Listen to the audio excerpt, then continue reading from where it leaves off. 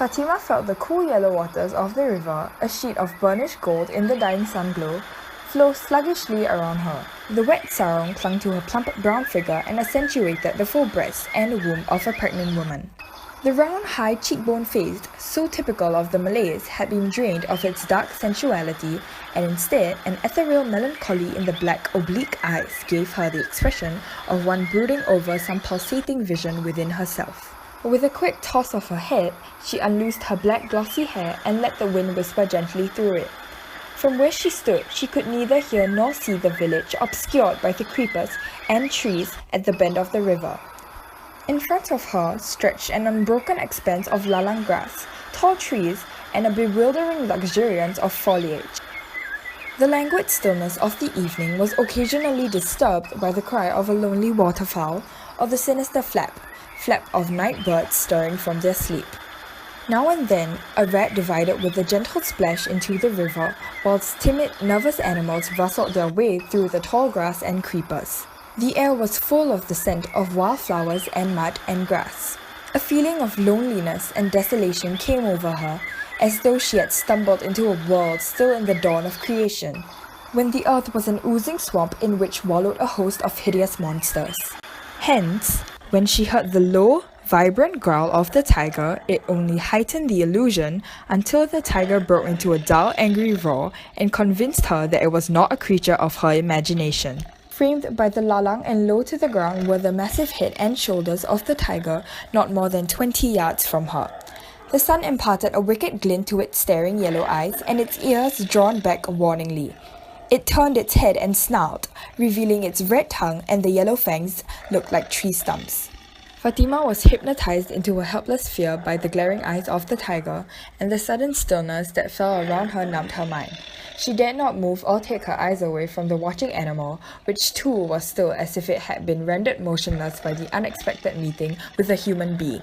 Fatima and the animal watched one another, she frightened and it suspicious. Except for occasional growls, which became less menacing each time, the tiger showed no signs of really wanting to attack her. Instead, after a while, the animal took a diminishing interest in her. Its huge paws, stretched out in front now and then, dug its claws into the damp grass. Except when she moved, the animal's attention seemed to be nowhere in particular. The glare of its eyes had changed into a sullen and frequently bored expression, so that Fatima noticed the surprising changes of mood in the animal's eyes. Meanwhile, the dusk which had crept from over the hills had obliterated the colourful scene of a moment ago, and replaced it with grey shadows which drifted imperceptibly into darkness. A faint mist had risen from the river and had spread itself over the land. The shrill scream of a cicada and the distant hoot of an owl signalled the transition of the day into night. Now that she had only a quiet fear of the tiger, she felt exhaustion creep over her. She shivered with the cold, and as the tiger showed no signs of going away, she grew desperate. Her hands wandered over her stomach, and the realization that she was a being of two lives engendered in her a fierce determination to escape. She could still discern the shadowy form of the tiger by the failing light. Fatima had studied the animal very carefully and could sense when it would turn its eyes away from her. She waited, her body tense in the water and radiating a feeling of fearful strength. Then, with a desperate movement, she dived underwater so that she scraped the riverbed as she swam. Fatima made for the opposite bank and in the direction of the village, coming to the surface only when she felt that her lungs would burst for air.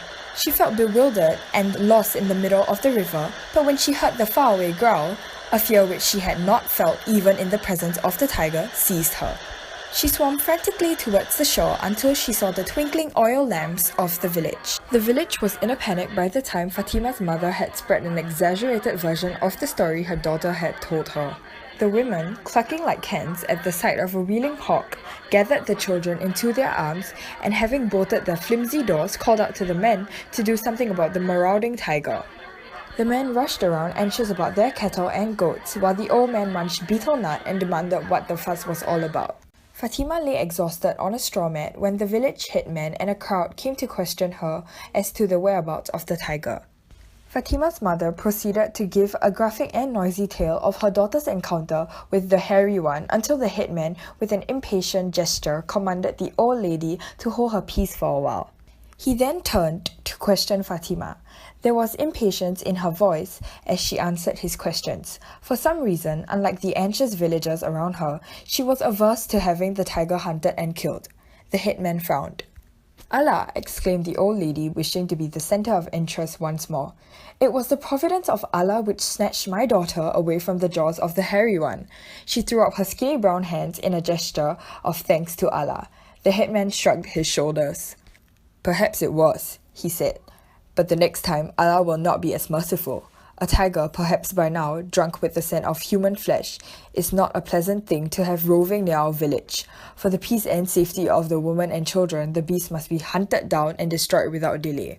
He scanned the faces of the men, silent and nervous. They were fully alive to the dangers of tracking down a tiger at night, especially when the dense, shadowy lalang afforded it an advantageous position from which to strike quickly and silently.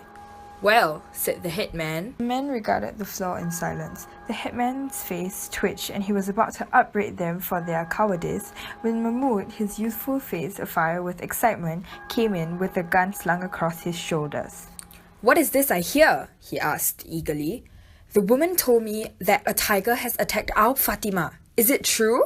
While the headman told him the facts, briefly and accurately, Mahmud fingered his new double-barreled gun with all the impatience of one whose hunting spirit had been aroused. He was all for hunting the tiger at once, simply because he loved hunting. The fact that his quarry was a tiger made him all the more eager. That's true, said Mahmud when the headman had finished. We have to think of the women and children. The poor creatures will never move an inch out of their houses until they know that the tiger is dead. It is the duty of the menfolk to protect them. Now who will come with Mahmud and help him slay the tiger? As surely as I am the son of my mother, I shall drag home the carcass of the beast before sunrise, if you will help me. After some hesitation, a dozen men volunteered, encouraged by the words of Mahmud and the knowledge that he was a good shot. Good! Exclaimed Mahmud, running his fingers along the gun barrel. I knew I could rely on you. Then he and the men left. Believe me, daughter, said Fatima's mother as she bolted the door after the men. That boy Mahmud is a wild tiger himself. Fatima rose up from her mat and looked out of the narrow window. The moon cast a mellow radiance over everything it touched, and she could see the moon broken like molten silver through the rustling coconut fronds. Men moved about, calling out to one another in stifled, excited voices as they prepared for the hunt. Fatima stared sullenly at the men. Then, the men left until at last there was only the grey-garbed trees and the whisper of the fretful wind, straining her ears as she heard the faraway chuckle of the river. Somewhere, she reflected, was the tiger about which she had wondered the whole evening. She hoped that it was far out of the men's reach. Oh, Allah! Wailed her mother, pounding some areca nut in a wooden vessel. Tonight is the night for death. Think of those men groping for a beast as cunning as 100 foxes, and which can measure its distance in the darkness. Sure enough, there will be the cry of morning before the night is over. They should have left the tiger alone, said Fatima, still looking out of the window. That's a crazy thing to say, said the woman. Somebody has to kill the tiger before it kills us. That's sense. Perhaps it would have gone away on its own accord. A tiger which comes near a village does not go back until its purpose is accomplished, croaked the old woman. They are generally killers which venture near a village. But this one didn't look like a killer, protested Fatima. The old woman snorted contemptuously, but said nothing. The tiger was not more than 20 yards away from me, and it could have sprung at me easily, said Fatima. But it didn't. Why? Can you explain that, mother? It kept watching me, it's true. But then I was watching it too. At first its eyes glared at me, but later they were gentle and bored. There was nothing fierce or murderous about it. Now you are talking the crazy way your father used to, said her mother, fiercely pounding the areca nut. He used to say that the wing sang songs to him. Heaven forgive me that I should talk so of your dead father, but he was a crazy man sometimes. Fatima scowled out of the window and listened. There was an unearthly silence over the village, as though enveloped in a funeral shroud. Her hands, swollen and fleshy, were clenched tightly as she strained the silence for some revealing sound. The pound-pound of her heart kept pace with the jabs her mother made into the areca nut vessel. Then a sharp pain shot through her. Her hands went over her stomach. What is it, Fatima? Said her mother, looking up. Nothing, answered Fatima between pressed lips. Come away from that draught and lie down," cautioned her mother. Then she heard a faraway crack of a rifle. Then another shot followed. Fatima quivered as if the shots had been aimed at her. Then came the roar of the tiger, not the mild growl she had heard that evening, but full of pain and defiance. For a few seconds, the cry of the animal, long drawn out in its agony, seemed to fill up her heart and ears. She wanted to re-echo the cry. Her face was tight with pain and her body glistened with sweat. A moan broke between her shut lips.